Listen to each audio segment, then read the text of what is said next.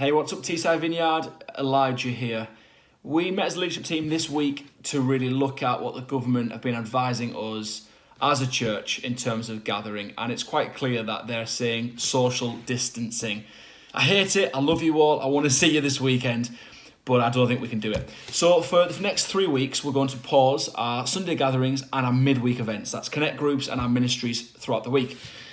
Really to give space to see what happens and to make sure that we are being really wise and smart with all that's been advised. So no gatherings from this Sunday, which I don't think probably comes as a surprise to many of us. So in light of the gatherings, we're thinking about how we can still connect on Sundays. We would love people to tune into the website if you want to, wherever you are, remotely. You can gather together, but we're not advocating that. But if you want to, that's up to you. And still to tune into a message, there'll be links for worship, and the kids ministry team have been fantastic in saying they can do some resourcing for children and young people too. So just let's be community in these moments. I'm just thinking as well about how we continue to be connected. So at the leadership team meeting this week, we looked at how we take care of you, how everybody is counted, and how we really make sure that all of us are seen and heard over the coming weeks.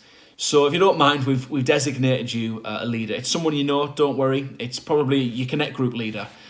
But just that idea of community, that's someone you can text, you can call, you can say, here's some prayer points. They'll probably get in touch with you as well and just see how you're doing. Just organic, natural friendship. This isn't a weird thing, but just that we care. We want to hear what's happening, just to keep our church updated.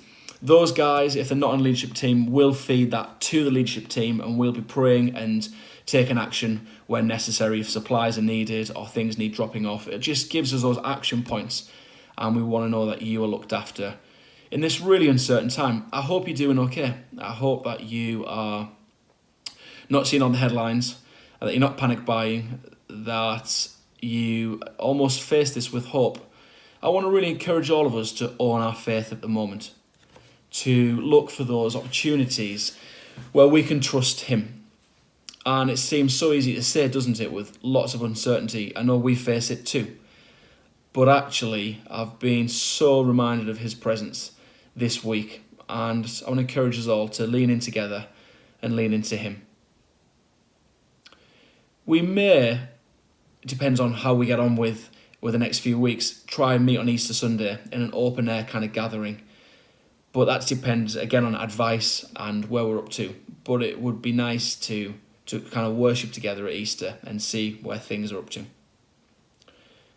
Just thinking, lastly, about opportunity, about what this looks like for our church, although we can't gather, what this looks like for us in our locations and our streets.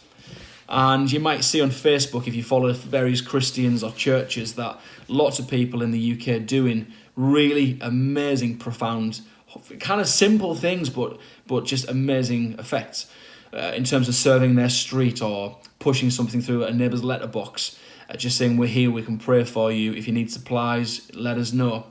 And I think this is really our opportunity as the church to kind of walk how we talk, to say actually this is the real deal for us. Let's stand in the gap. Let's look for those moments. And so we'd like you, as an opportunity, what Joe and I have just done today is we've just printed these little slips that we're going to pop through local letterboxes and just say, we're here if you're concerned, if you need us.